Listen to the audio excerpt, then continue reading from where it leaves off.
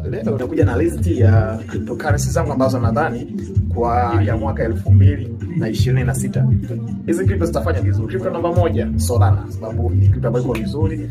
Matarajio yetu sasa hivi ni ukinunua ikiwa dola 90, tukatarajia kuiuza ikiwa dola 180, ambayo itakuwa ni movement ya almost 100%. Kwa hiyo utaweza kupata faida mara mbili ya investment yako. Crypto nyingine ambayo inaitwa AVAX au Avalanche.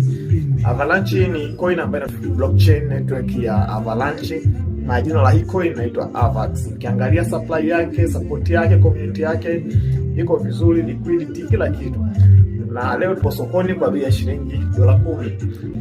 Matarajio yetu ni kwamba tutaziuza zitakapofika, inaweza kapanda mpaka $20 mpaka $40, ambapo tunasema ni zaidi ya 100%. Pia matumaini ya return of investment kwa ni mara mbili, faida mara mbili ya ile hela ambayo utakuwa umeinvest. Crypto nyingine ni Link. Hii crypto ya Link pia nzuri kwa sababu inajihusisha na mambo ya digitalization of real world assets.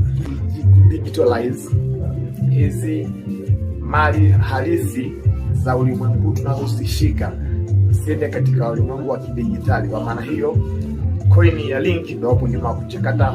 Tunatumaini kwamba kama project hii ikipata ufuasi mkubwa na support, inaweza kufanya vizuri sokoni. Matumaini kwamba inaweza kufika $20 hadi $50, ambapo pia ni zaidi ya 50% ya return of investment.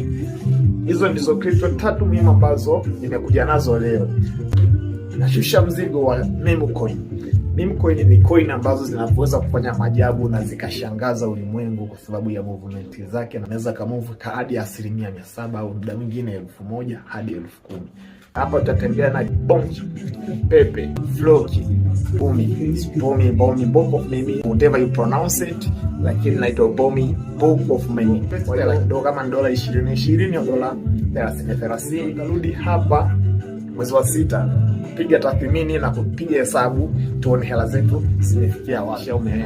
Umesubscribe, umefollow, umelike, umecomment, pia unashare kwa marafiki zako.